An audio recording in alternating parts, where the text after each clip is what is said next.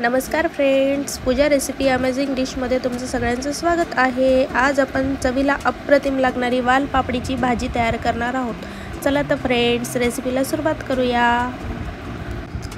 सर्वप्रथम आपण वालपापडीला छान स्वच्छ धुवून कट करून घेतली आहे। ठेचून घेतलेले अद्रक व लसूण, बारीक चिरून घेतलेला एक मीडियम साईजचा टोमॅटो, बारीक चिरून घेतलेला एक मीडियम साईजचा कांदा, 10 ते 12 स्वच्छ धुवून घेतलेले कढीपत्त्याचे पानं, कट करून घेतलेली हिरवी मिरची, तिखट, गरम मसाला, चवीपुरते मीठ, हळद व धनेपूड।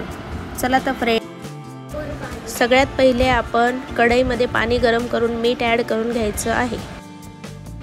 गरम करून घेतलेल्या मिठाच्या पाण्यात आपण स्वच्छ धुवून चिरून घेतलेली वालपापडी ॲड करून घ्यायची आहे। 5 मिनिटं झाकण लावून वालपापडीला मिठाच्या पाण्यात छान शिजवून घ्यायचे आहे। मिठाच्या पाण्यात वालपापडी शिजवल्यामुळे तिचा जो गोडसरपणा असतो तो निघून जातो, त्यामुळे भाजी चवीला अप्रतिम तयार होते। फ्रेंड्स, वालपापडी छान शिजून झाली आहे। आता आपण भाजीची फोडणी तयार करून घेणार आहोत। सगळ्यात पहिले कढईमध्ये आपण तेल ॲड करून घ्यायचं आहे। तेल गरम झाल्यावर आपण जिरं ॲड करून घेणार आहोत। जिरं छान फ्राय झालं आहे। आता आपण ठेचून घेतलेलं अद्रक व लसूण फ्राय करून घ्यायचं आहे। कढीपत्त्याचे पानं फ्राय करून घ्यायचे आहेत।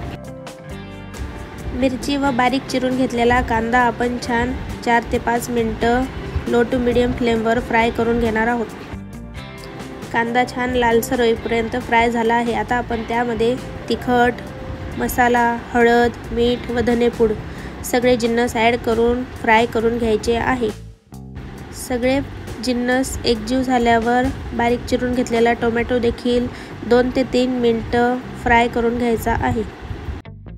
आता फोडणीमध्ये थोडंसं पाणी टाकून सगळे मसाले छान एकजीव करून 3 ते 4 मिनिटं तेल सुटेपर्यंत शिजू द्यायचे आहेत। मसाल्याचं तेल छान सुटलं आहे। आता आपण यामध्ये शिजवून घेतलेले वालपापडीचे काप टाकून घेणार आहोत। वालपापडीचे काप देखील आपण सगळ्या मसाल्यामध्ये छान अलटून पलटून 2-3 मिनिटं फ्राय करून घ्यायचं आहे। वालपापडी मसाल्यात छान 2-3 मिनिटं आपण फ्राय करून घेतली आहे। आता आपण झाकण लावून वालपापडीला छान 5 ते 7 मिनिटं शिजवून घ्यायची आहे। भाजी शिजेपर्यंत मी छान ज्वारीची भाकरी थापून घेत आहे। तवा गरम करून अलटून पलटून भाकरीला दोघं साईडने छान फुगवून घेणार आहे। भाजी छान शिजून झाली आहे। आता वालपापडीमध्ये अर्धा लिंबू पिळून घ्यायचा आहे व भाजून घेतलेलं शेंगदाण्याचं कूट ॲड करून घ्यायचं आहे।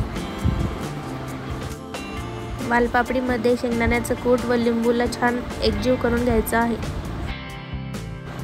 आता बारीक स्वच्छ धुवून चिरून घेतलेली कोथिंबीर ॲड करायची आहे। भाजी छान रेडी झाली आहे। भाकरीसोबत भाजीला आपण छान सर्व करून घेणार आहोत। प्लीज व्हिडिओला लाईक, शेअर, सबस्क्राईब करा। थँक्यू।